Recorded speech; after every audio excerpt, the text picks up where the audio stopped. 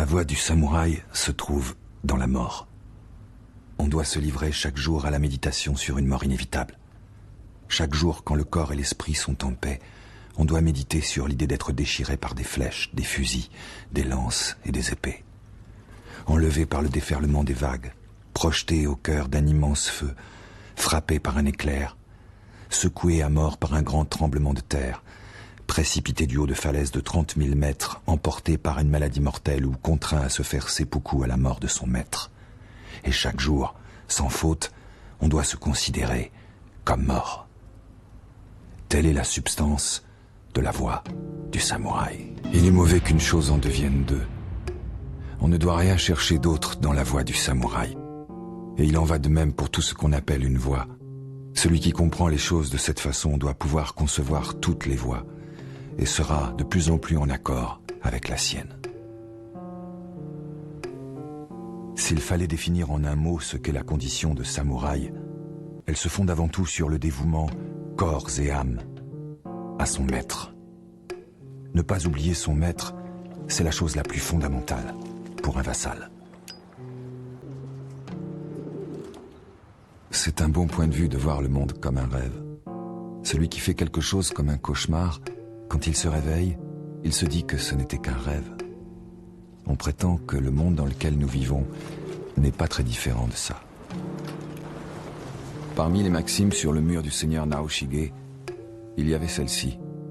Les sujets de grande importance doivent être traités avec légèreté. Maître Itei commenta, les sujets de peu d'importance doivent être traités avec gravité.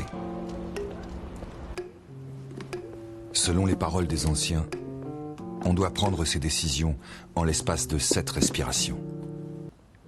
C'est une question de détermination et de courage pour parvenir à franchir le pas. Même si un samouraï doit se retrouver brusquement la tête tranchée, il doit être capable d'accomplir encore une action avec assurance.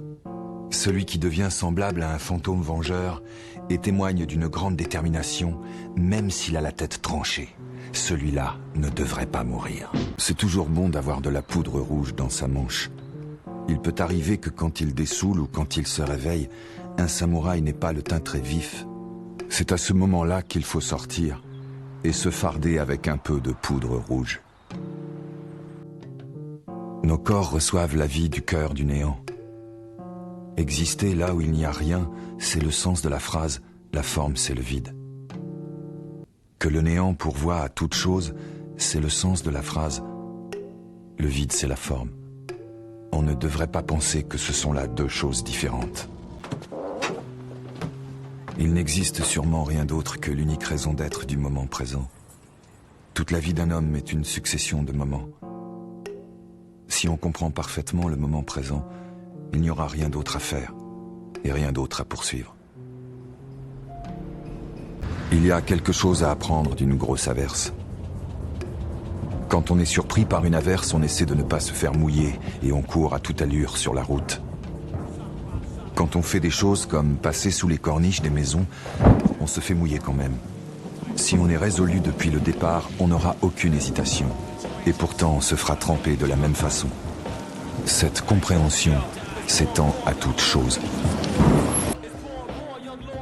Il est dit que ce qu'on appelle l'esprit d'une époque est une chose à laquelle on ne peut pas revenir. Et si cet esprit se dissipe progressivement, c'est que le monde approche de sa fin. Aussi, même si l'on souhaite changer le monde d'aujourd'hui et revenir à l'esprit d'il y a 100 ans ou plus, cela ne se peut. C'est pourquoi il faut tirer le meilleur parti de chaque génération.